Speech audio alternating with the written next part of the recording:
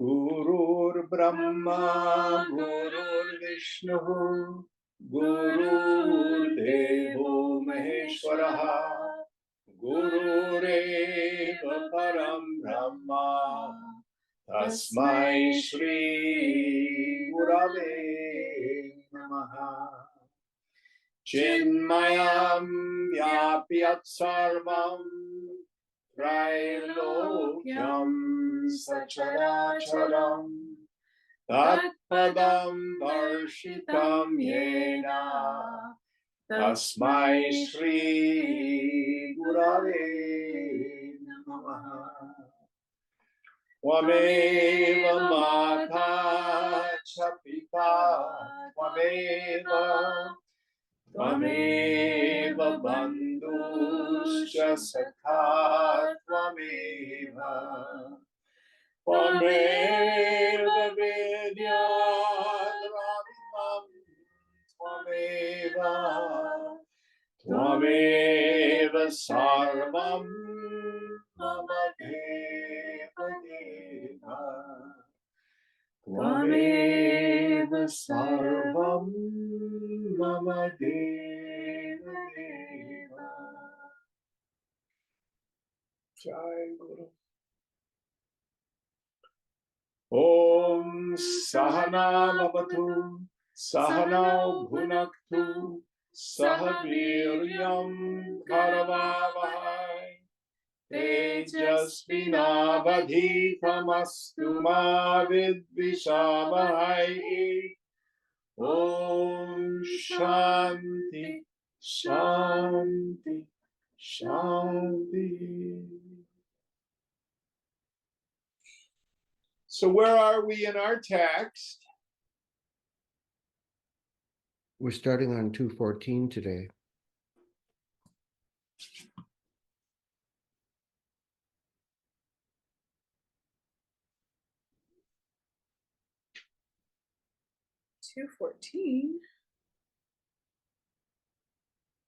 I have us on, let me see.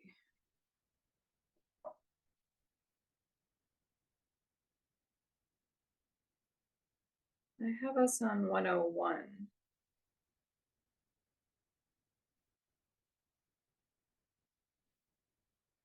I don't know what to say. I have no idea.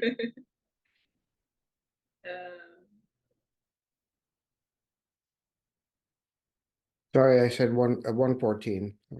Oh, 114. Okay. Oh, yeah. Okay, you're right. And how far through the text are we at this point? We're almost at the end, actually. Okay. Maybe another 2 or 3 classes and we'll be done. Okie dokie. Well, let's dive in. Apase parinamaschin rajatin dinibhatvat sarpadescha tatha-vocham adarshecha mukhatvat. If you say that there will be changes in the self in case the reflection is accepted, we say no. For we have already said that the reflection of consciousness in the intellect is an unreality, like a snake appearing to be a rope, and like the reflection of a face in a mirror appearing to be the face itself. Yes. So the fundamental question is, do I undergo a change ever? And some philosophical systems posit that there's a function of will And the basic idea is, to the ego, it seems like I, Jim, am going to undergo some process where I become something else. I become a realized person. I become an enlightened being. I become really big and am stuck onto Brahman, or I merge into Brahman, or I know Brahman, and that I, Jim, am going to have an experience which is something other than me. All those are false ideas of the spiritual life. And as long as we hold on to them, we will never find freedom. Understand, if you could gain it, you could lose it.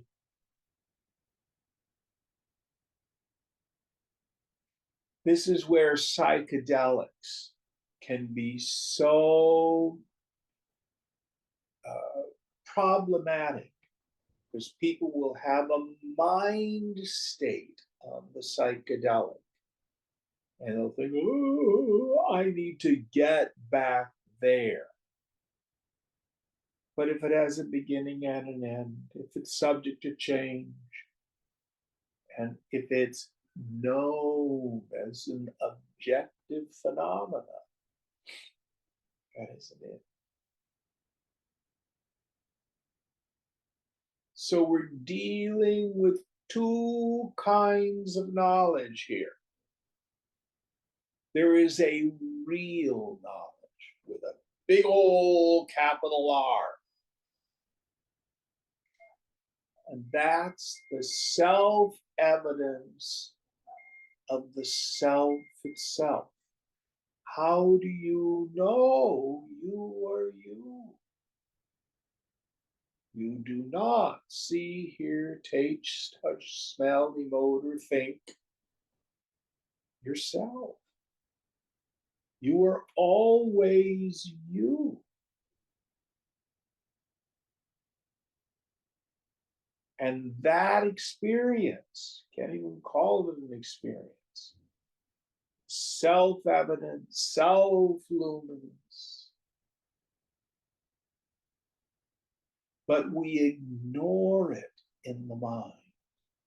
And we keep looking for something other than me, myself. So we get nothing new. Wait a minute, I don't like what I am. But you do not know who you are. In the mind, I have created a phony self, a false self, the snake in the rope. The rope is there, never changes its nature. And the snake that I hallucinate, that's in my mind. When I go into the bathroom and I look in the mirror, is the reflection in the mirror me?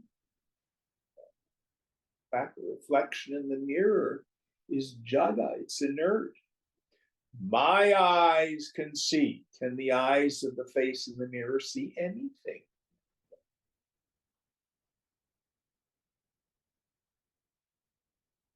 So also this reflected self, this phony self, this ch18, this jiva bhavana, is essentially inert.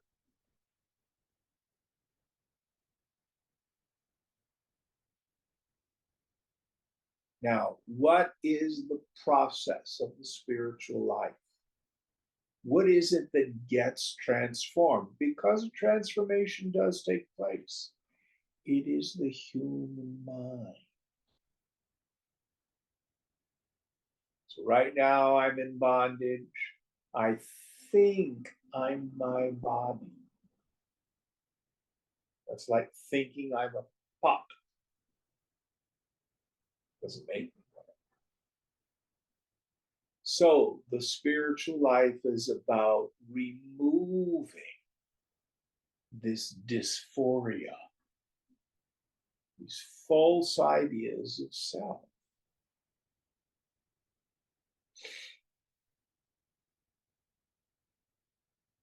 How? Through investigation. Look and see what's really there. And it's the human mind that gets transformed. The buddhi becomes Buddha. We have the pratyabhinyanam, the recognition. Listen carefully. Where does that recognition go during sleep?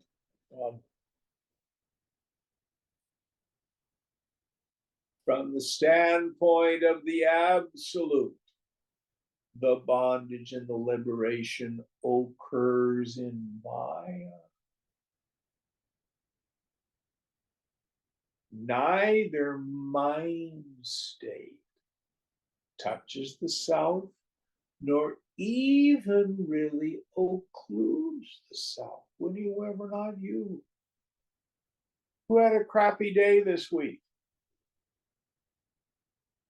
Did you cease to exist? If you were depressed or had a fight with your spouse or got angry around politics, did you not know all of those mind states? Yes or no? Yes. Yeah. I know.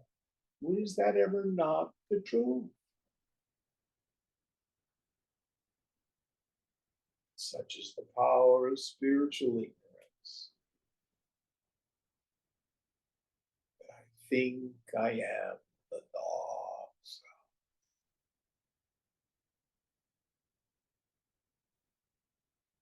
From that delusion stems all of my misery.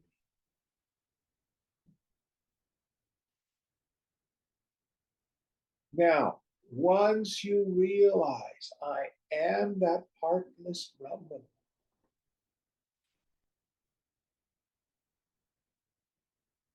I started doing Mandukya Upanishad with a private student last night. I think it's either the second mantra or the third. Began Ayamatma Brahma. It's where one of those great Mahavakyas comes from.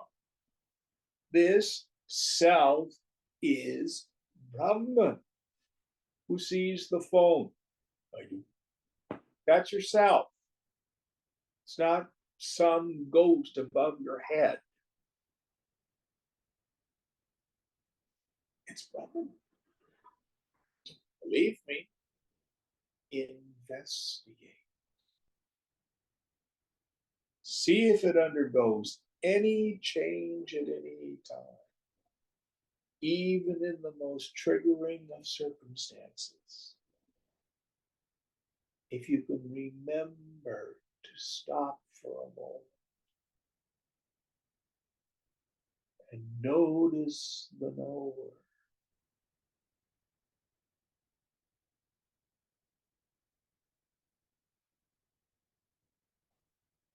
Always Chidakash, still always the space of consciousness, hasn't changed.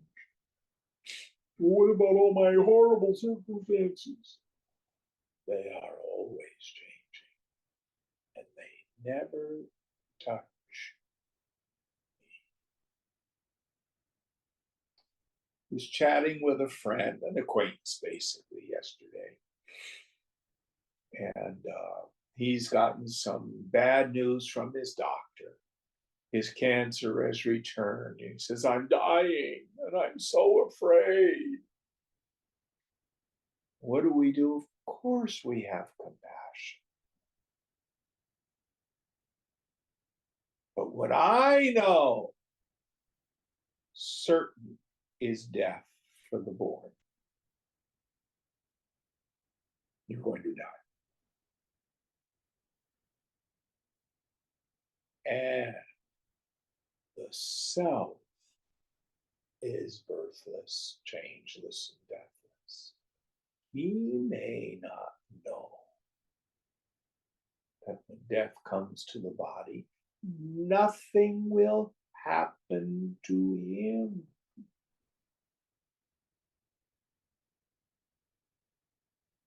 It's completely safe.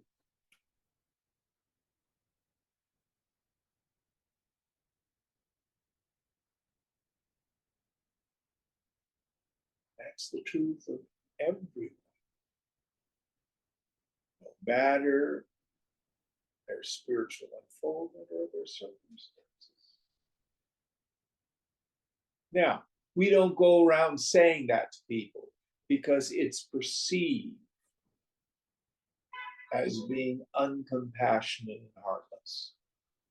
For others who are identified with their body, we want to play our part in the world. Meet people where they're at. Any thoughts on this? Next verse. Natma bhasatva siddhishche tatmano grahanat prithak mukhadeshcha prithak siddhi rihi tvanyonya sanshayah adhyakshasya prithak prithak siddha vabhasasya tadikshata abhasasya tadiyatve yadhyakshapya diriktata. Objection. No, there will be the fallacy of reciprocal dependence here, as the knowledge of the reflection depends on that of the self, and the knowledge of the self depends on that of the reflection. But it is not so in the case of the face, etc., and their reflections, as the face, etc., are always known independent of their reflections. The reflection may be said to belong to the self if the latter be known to have an independent existence. Again, the self may have an independent existence if the reflection belongs to it. So the idea here is the self separate from and independent of, or maybe dependent on, a conscious individual entity? Is there such a thing as a jiva, a jivatma, which is an individual self that is inherently sentient? So in my mind, do I know the self as something objective?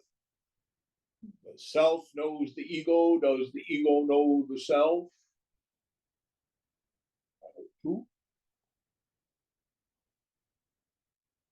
So the question is the ego sense inherently sentient?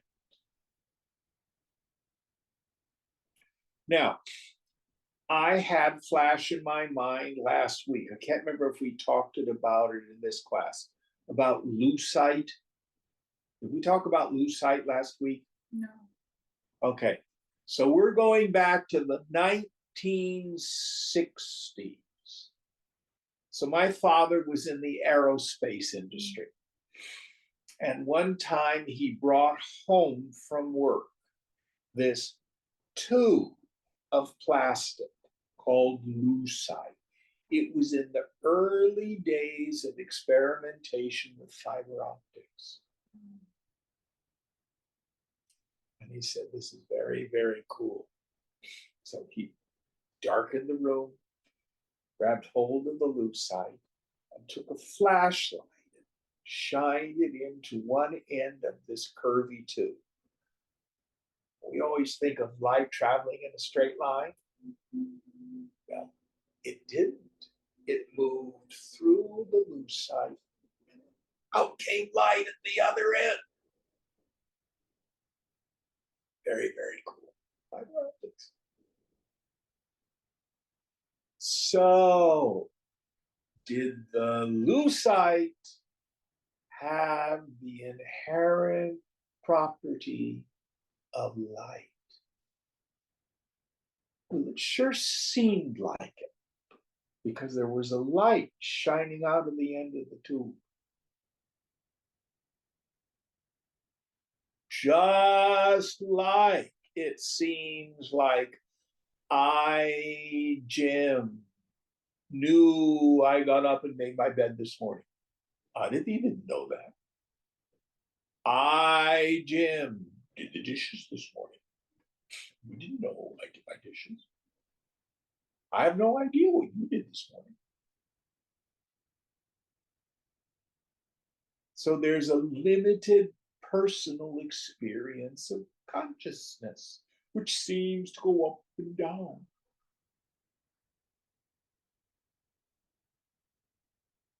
But it's not real. There's certainly sentience shining out of these senses, conditioned by the Upadis, the conditioning. Just like the flashlight going into the lucite tube. There is where the light source is. So also, the ego sense is fundamentally inert. If I turn off the flashlight, the tube cannot shine. It is inert. So also, the body, mind, intellect, and the ego sense, though they become a translucency for consciousness, they're jada. They're inert. Where does sentience reside? It's yourself. Your mind is not aware. You are awareness. We call it mind when I illumine thought flow and feelings and judgments and reactions. But I am illuminating all sorts of stuff.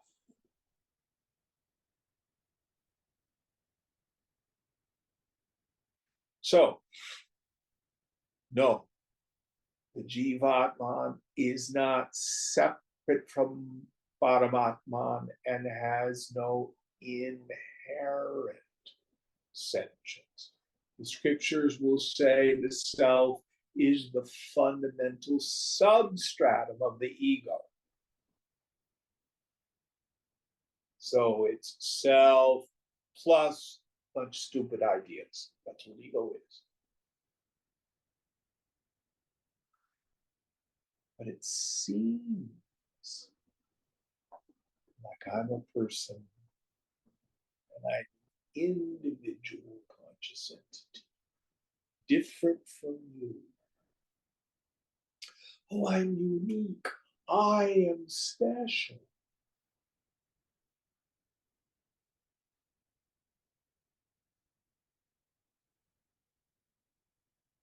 Tatvamasi. You are that.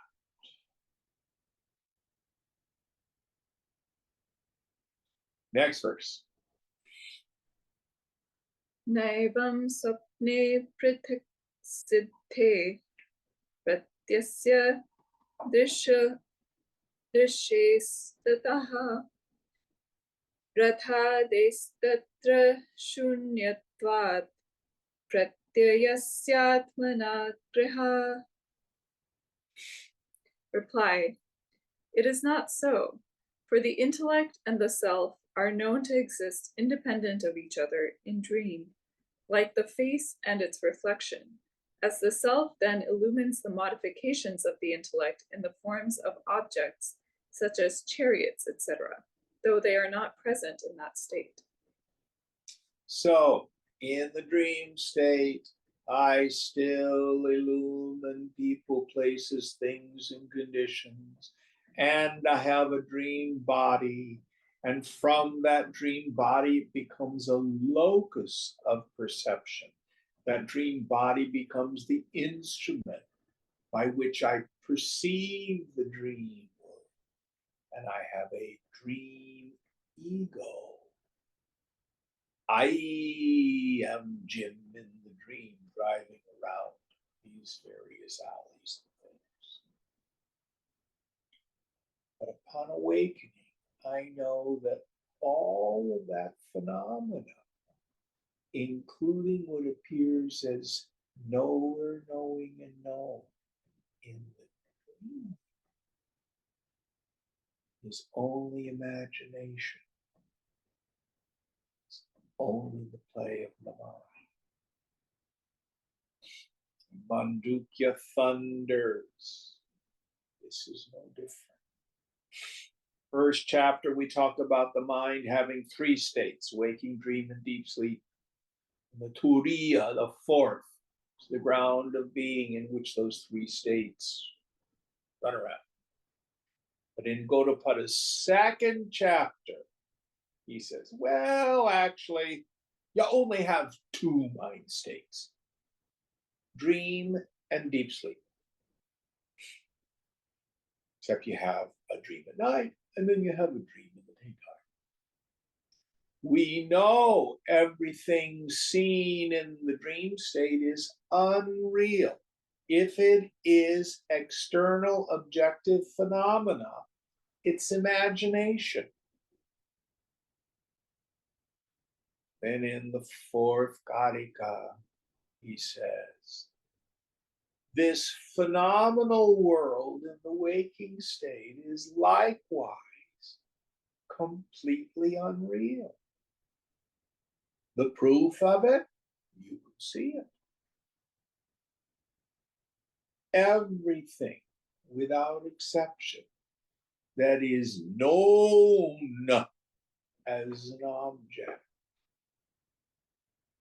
is imagination.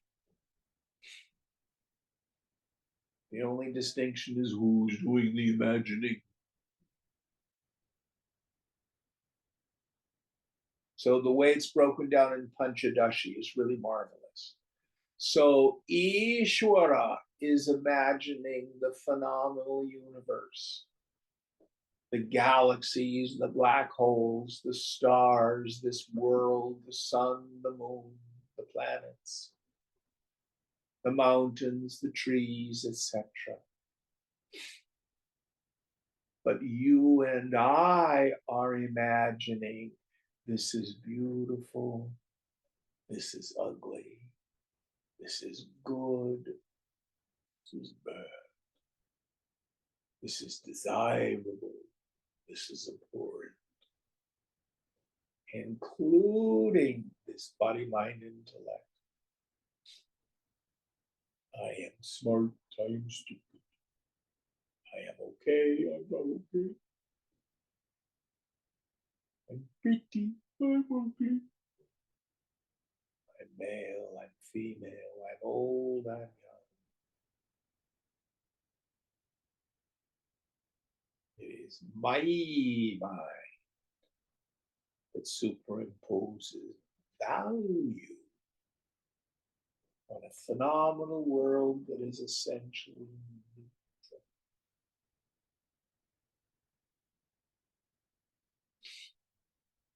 Next verse. Avagatya hi sanvyaptaha pratyayo vishayakritihi jayate sa yadakaraha sabahyo vishayo mataha karmipsitatta matvatsa tattvanakarye niyujyate. akaro yatra charpyeta karanam tadehochyate. Pervaded by consciousness, mental modifications in the forms of objects come into existence. External objects are what impart their forms to these modifications. The most desirable of all things on the part of the agent, these external objects are called objects of his action. One having such a desire is enjoined to perform actions. The mental modifications in which the forms of external objects are present are called the instruments of his knowledge of objects. So he's breaking it all down. So these phenomenal objects are all just mine. Whether they're created by Ishvara, my individuality, makes no difference. What's important is my mind imbues joy-giving or misery-producing qualities to it. Once my mind has done that, then the raga and dvesha arise. I want this. I really, really want this. No, don't do that. That's bad. I don't like that. And I'm impelled into kartavya, obligatory action, struggle, to try to manage the phenomenal world in order to avoid misery and maximize happiness.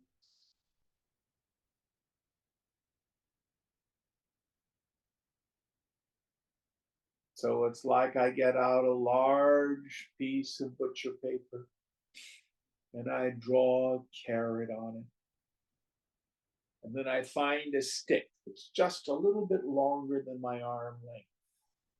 And I affix one end to a headband, the other end to the picture of the carrot. Then I start running to catch the carrot.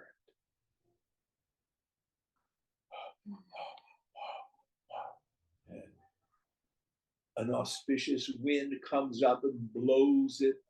I can grab it. I have got my carrot. I stop running. I created the picture of the carrot. I decided that it was separate from me and joy-giving. Then I struggled to reach this imagined carrot. It's not real.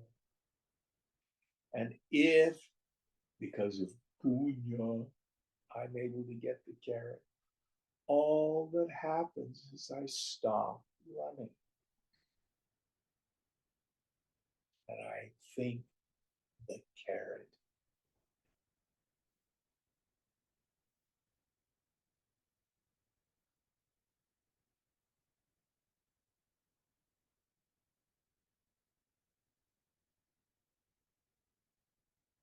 Chidananda Rupa.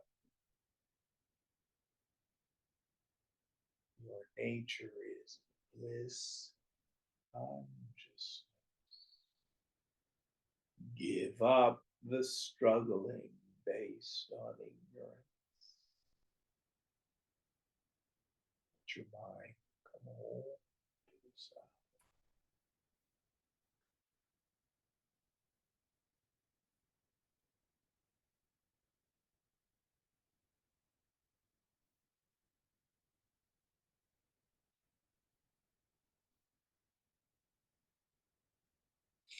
Next verse. Yada bhasena samvyaptaha sangyateti nigadyate trayameta dvivichyatra Yo janati sa atmavid. The ego, which is pervaded by the reflection of consciousness, is called the knower or the agent of the action of knowing. One who knows oneself, the witness, to be distinct from all these three is a real knower of the self. Yeah. So the ego sense has a borrowed light. Jim knew that I made coffee. I was the agent. I saw the coffee pot. I made the coffee. I drank the coffee. I knew all this. Flashlight going through the lucite tube. A little bit of light pops out at the other end. That's the Jim or the oddity or the mark. It's doing all the individual knowing. The two, it's my bodies, body, mind, intellect, and ego sense, which is fundamentally inert.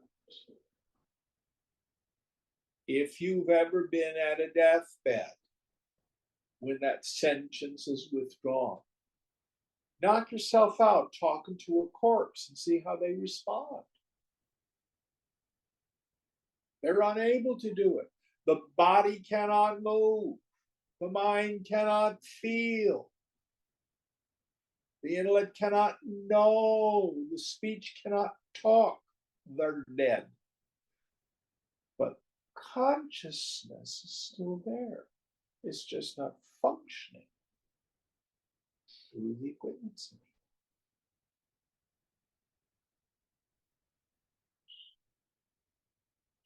The equipments are inherently inert.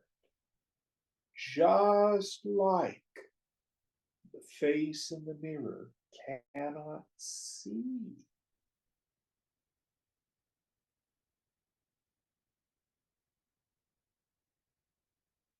And your ego sense is an object of perception. We watch it thicken and thin. You get triggered, or you're in front of people, or your mind goes to that most painful state. How am I doing? What do they think of me? Am I okay? It becomes very thick. You get completely absorbed in some project. It thins.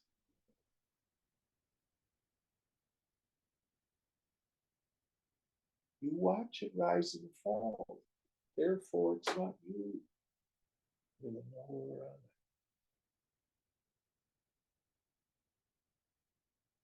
it. Next verse.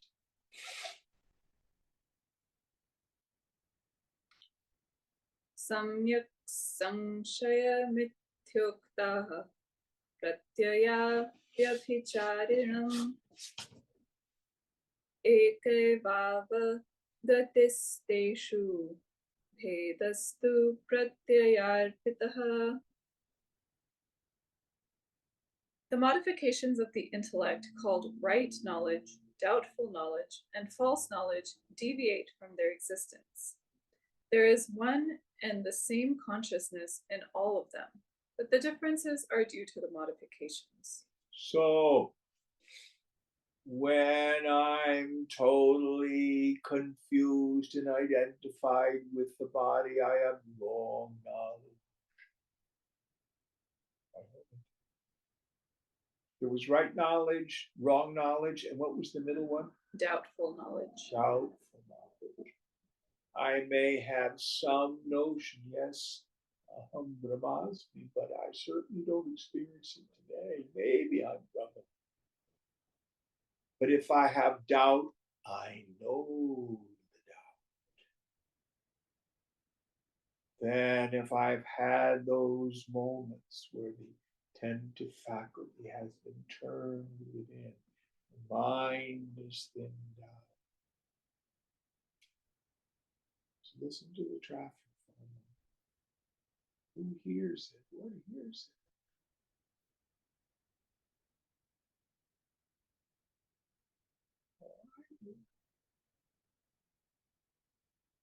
What are you? Who are you?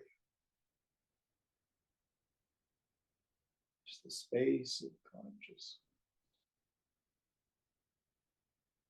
All three of those mind states are objects of awareness. They are not reality. Which is why in the end of Vivekachudamani, Shankara will say, there is no bondage, there is no liberation. The scriptures are not real. The guru isn't real. The path isn't real. Only I.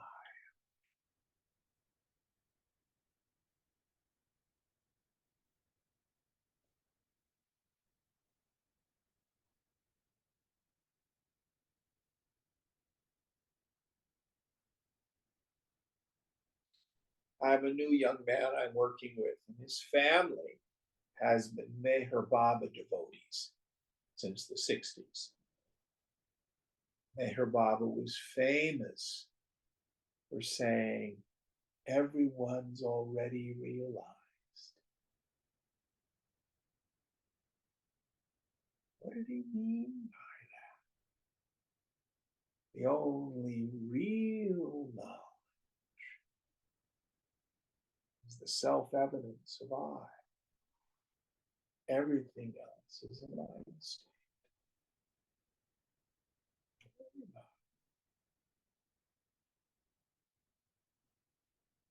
Quit believing your stupid mind states.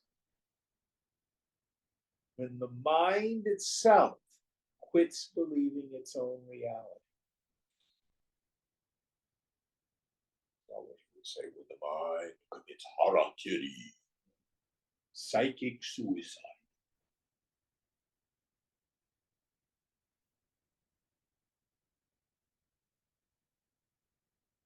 All that's left is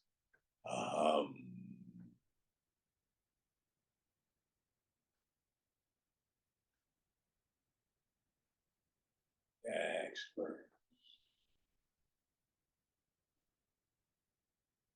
Adhibhedadyatha bhedo manirava gatestatha ashuddhihi parinamascha sarvam pratyaya sanshayat. Just as a jewel differs in color owing to the proximity of colored things, so consciousness differs according to the different modifications of the mind superimposed on it. Impurities and changes in the self are all due to its connection with these modifications. So it seems like I am happy, I am sad, I am successful, I am not successful, I am lazy, I'm really doing it today. Or my spouse thinks I'm terrible. So-and-so thinks I'm the greatest thing in the world. It seems like I am changing. And the classic metaphor is if you take a clear jewel, like a diamond or even a piece of crystal like spatika, you put it on a red piece of velvet, the jewel looks red. Or sometimes even when you set a jewel in a bezel, they'll color the back of it to make it take on a color. But the jewel never undergoes any change of color. It's the conditionings that make it appear to change. So also, when I'm identified with the body-mind intellect, it undergoes a change in my mind. I think I have changed. but it's an illusion. I'm still most fond of Shankara's metaphor of the moon shining in the water in a half a dozen jars. The waters in the jar are like the mind. If my attention is focused on the water in the jar, there's half a dozen moons, individuals. I poke the water. Oh, the moon is broken. I am a bad person.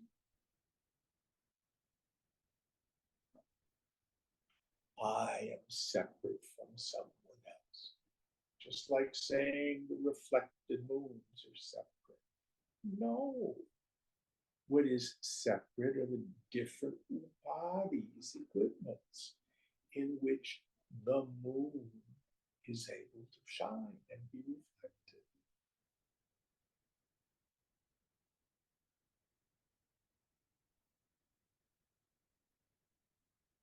Those never touched. The self is one. It is never touched. Listen carefully. The self isn't in the sky. The self isn't above or behind someplace. Who sees the phone? That's yourself. Don't believe me. Investigate. Just like the person who's looking at the moons in the water. Jim, those are not the moons. Those are reflections of the moon. Shut up, leave me alone. My moon is broken. Don't look up, Jim. There's a moon in the sky shining into the water. Shut up. I'm the moon in a jar and I'm broken. Stop and look up. I see the real moon. So also stop. Introvert the attentive faculty.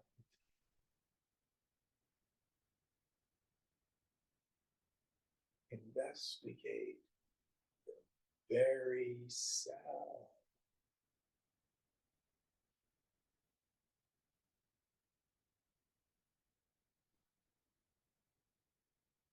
In a mind full of sattva, meaning it's pure, we reduce the frequency and volume of thought.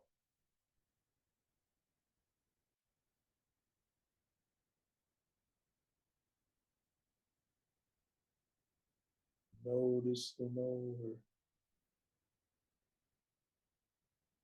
Who are you?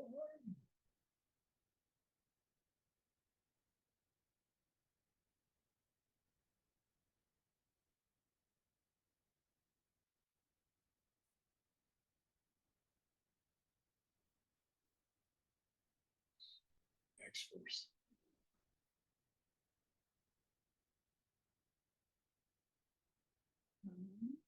Prathanam grahanam siddhihi pratyayana-mihannyataha aparokshyata devokta manumanam pradipavata. The modifications of the intellect are manifested, known, and endowed with existence by the self, which is immediately known and different from them. It is inferred with the help of the example of a lamp. Yes. So, the lamp is the light that illumines all the objects at night. But you don't need a second lamp to light the lamp. The lamp itself is self-luminous. Because of the lamp at night, I can see the table, I can see the candle, I can see the bowl.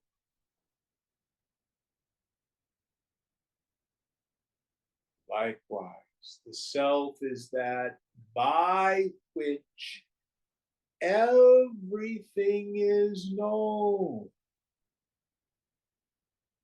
without which nothing can be known. It knows all the phenomenal objects in the Vishwa, the phenomenal world. It knows all the images in Taijasa, the subtle world. It even knows the darkness of deep sleep. Prajna. And itself is always known, never as an object. It is like trying to see your own eyes. No person has ever seen their own eyes.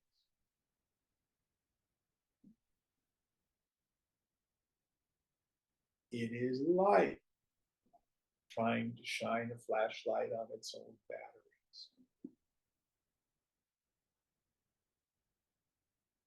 Can't seem to do it. Can't do it. Yet it is not unknown.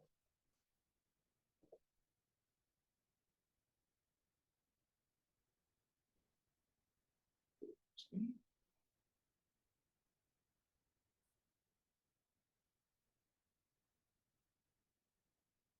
Next verse. Kimanyad grahayet yetka kashchit pramanena tu kenachit vineva tu pramanena nivrityanyasya sheshataha. Does one make another accept the self by means of a positive evidence, or without one, by merely negating the non-self and leaving over the self only? So there's a question. Do you indicate the self, keep pointing toward it, or do you negate just the not self? Actually, the scriptures give us both meditations. First, we say, it is not the body, it is not the prana, it is not the feelings, it is not the thoughts, not even the darkness of deep sleep. It is not anything knowable. And then we say, it is witnessing consciousness. It is that by which everything is known.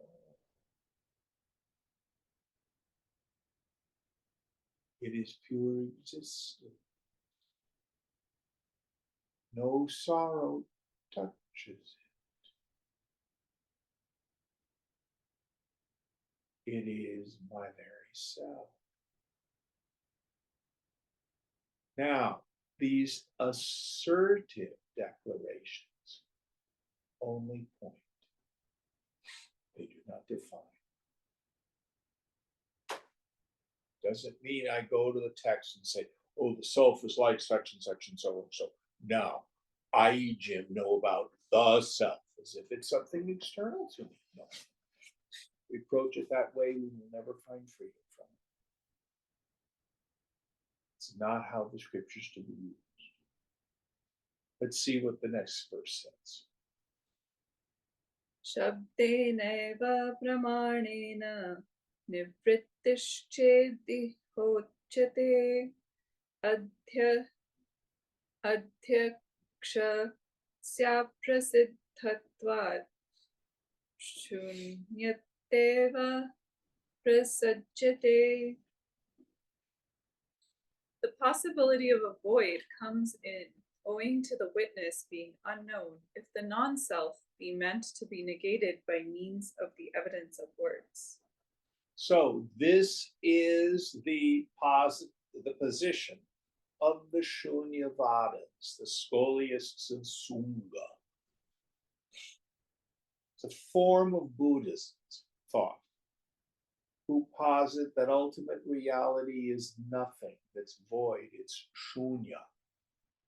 There's nothing there. There's nothing real. And many Buddhists come to that intellectually. They may have even experienced the disappearance of the ego sense. And so they will say, I have no self.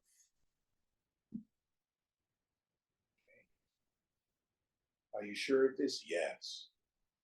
You've had an experience of no self. Absolutely. Do you see that something there must be that sees the presence and the absence of the ego sense? You see the phone in my hand? Yes. You see there's no phone in my hand? Yes. So awareness illumines presence and absence.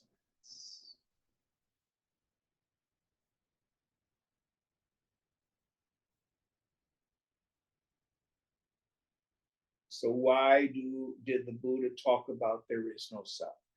It's because in 500 BCE, when he was alive, the various philosophical systems at the time would use the word Atman in various ways. Even Gita does. Sometimes it refers to the body. Frequently, it refers to what we would call the subtle body. And sometimes it refers to the ultimate reality. So it's subject to confusion and misinterpretation without the guidance of a teacher. So the Buddha just, no self, makes it easier. And he used different language to talk about our Buddha nature.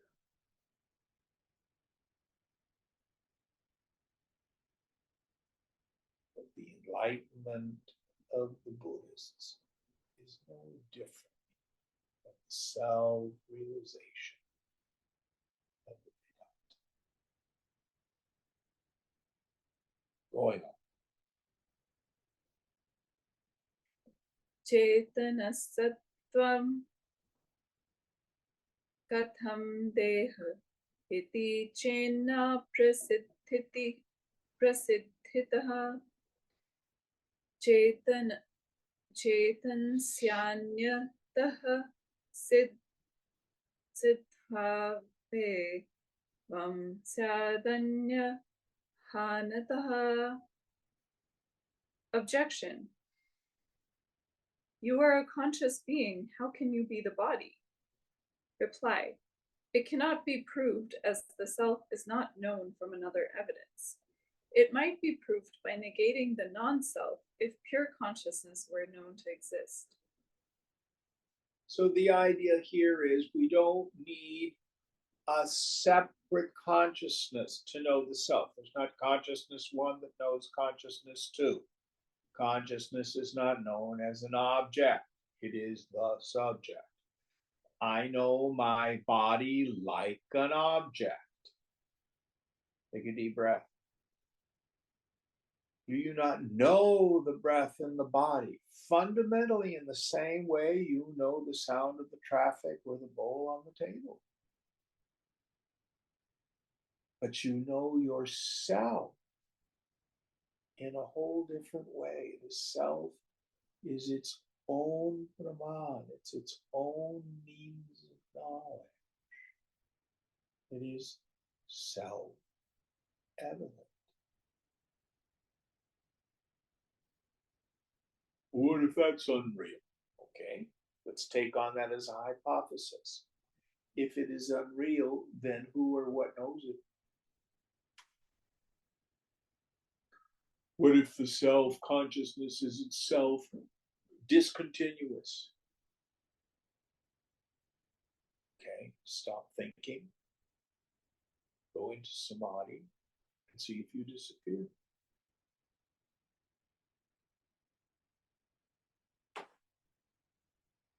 Let me give you an example.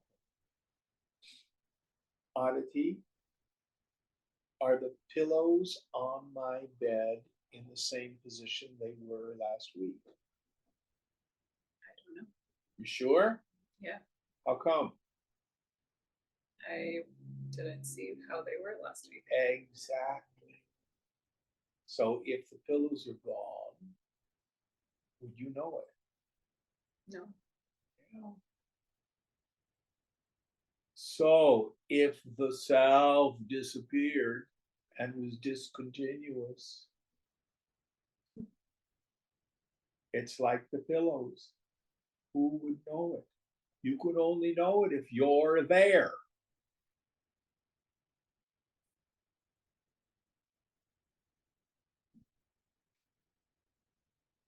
Next verse. Adhyakshaha swayamastev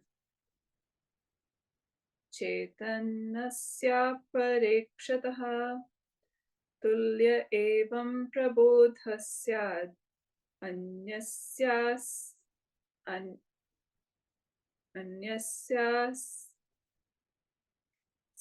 sattvadina. Objection. The self is self-existent as pure consciousness is immediately known. Reply. The knowledge of the self, according to you, then, becomes similar to that of the void assumed by the nihilist. I'm not sure what he means by that. I'm wondering whether or not the objector, thinks that the self is known as an object. I think so. That's the only thing I can suss out from it. Let's go on and see what happens. Aham gya sisham chedmiti lokasmrite shiha karanam karma karta cha siddhastveka kshane kila. Objection. That the agent, the object, and instrument are known to exist simultaneously is proved by memory. Example, when one says, I knew it. So again, he's identified with the equipment. I, Jim, made my bed. I, Jim, knew that I did the dishes this morning. Is that the self? Well, kind of yes and kind of no. Let's see what Shankara says. Pramarnyepi smriteha shed yadyogapadyam vibhavyate kramena grahanam purvam smriteha paschat.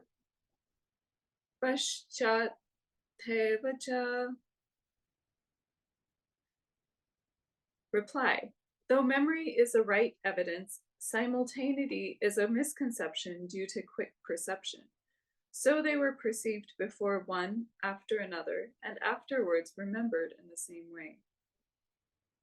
So the idea here is actually the chitta, the attentive faculty, really does know things in a sequence. I live in this, I live in that, I live in something else. But the whole point here is you are not a void, you are not empty, you are not no thing. You are like space, but you are purna. You are full. You are a conscious live being. love that old Buffy St. Marie song. God is alive, magic is afoot.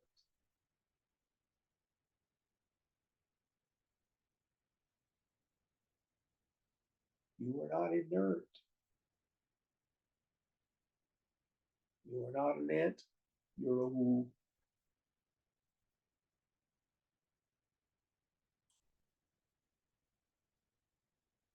You're a being, that Baba being.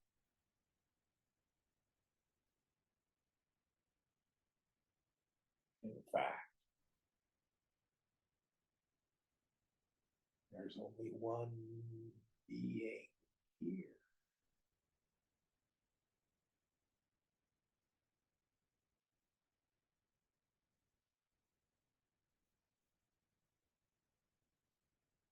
In the mind.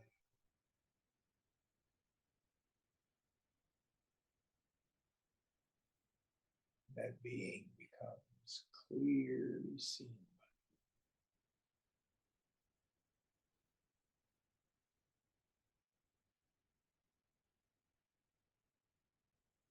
It's created to manifest it, to become it. It is like you're driving around in the morning and the fog is there. We're doing this in San Francisco all the time. And the buildings and the road and everything is dimly seen. Then as the day goes on, the fog burns off. You see more clearly what has always been